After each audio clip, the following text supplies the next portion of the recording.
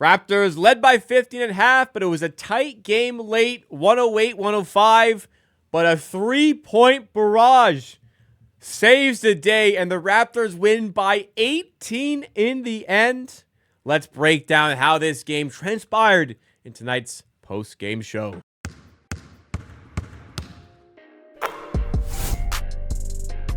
All any good? I don't have Laziz here. We have Osmos.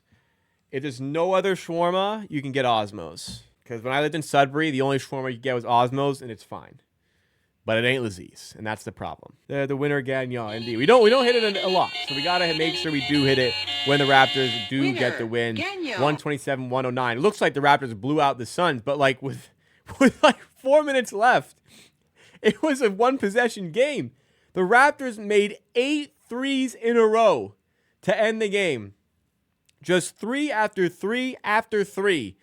Quickly hit a couple in a row himself. Then Barrett on, was it 3 straight possessions, I think it was? RJ Barrett knocks down 3 threes.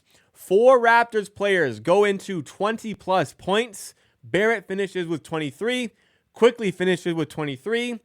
Scotty Barnes finishes with 20. And Chris Boucher finishes with 23.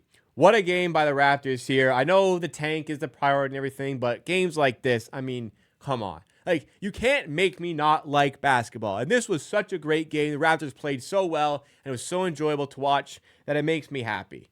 Okay? You know what? Sue me. The GSP talk worked for these guys in the clutch. We faulted a lot of clutch games, but maybe that George St. Pierre discussion, that speech, help spur them on a little bit. But we'll get into the weeds a little bit more in just a second here. If you guys do enjoy the content here, please hit that like button and also subscribe to the channel for more content just like it. We're doing content like this pretty much every time the Raptors do have a game. And again, what a fun game this was by the Raptors. So Phoenix are struggling this season. They're now 27-30 on the season. Big reason why they very much lack point of attack defense. They very much lack rim protection. Good news for the Raptors. Guys want to get to the rim, want to play through Emmanuel quickly. Scotty Barnes to the point. Good position to be in for the Raptors against a team like this who struggles defensively in those spots. But what was working really well for the Raptors, and hopefully this was game plan, I'm going to assume it was, the Raptors were shooting threes. Like even before the three-point barrage, I believe they were 10 of 18 at the half from 3. So ignore that.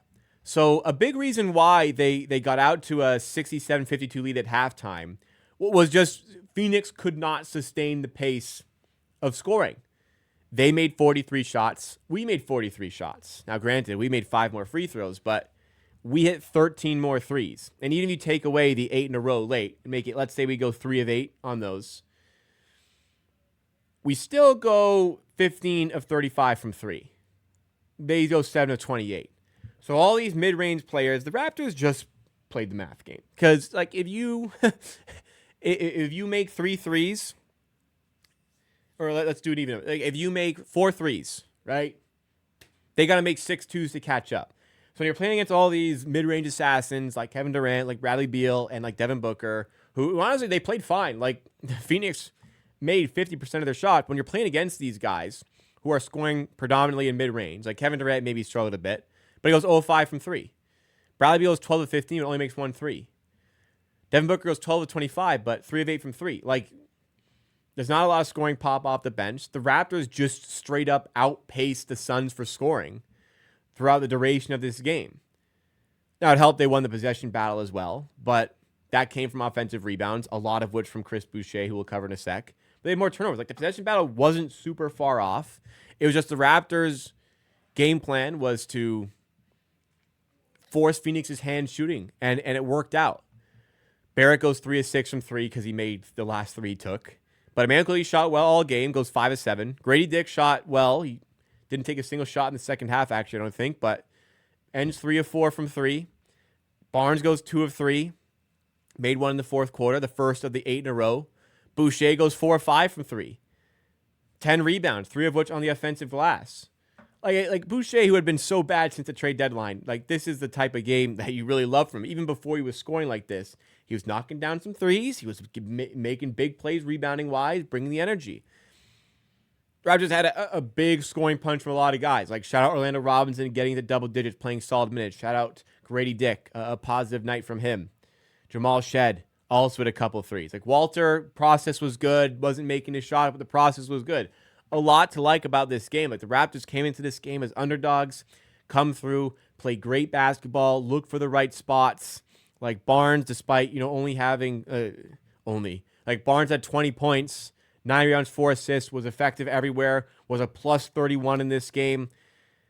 So much to like about the way the Raptors set themselves up for this one, and so much to like about the way they executed on offense. Like, it's very rare for the Raptors to win without Pirtle. It's good when you don't really have, like, the need for as much of a rim presence because they don't get to the rim, Phoenix, because they have all these mid-range guys.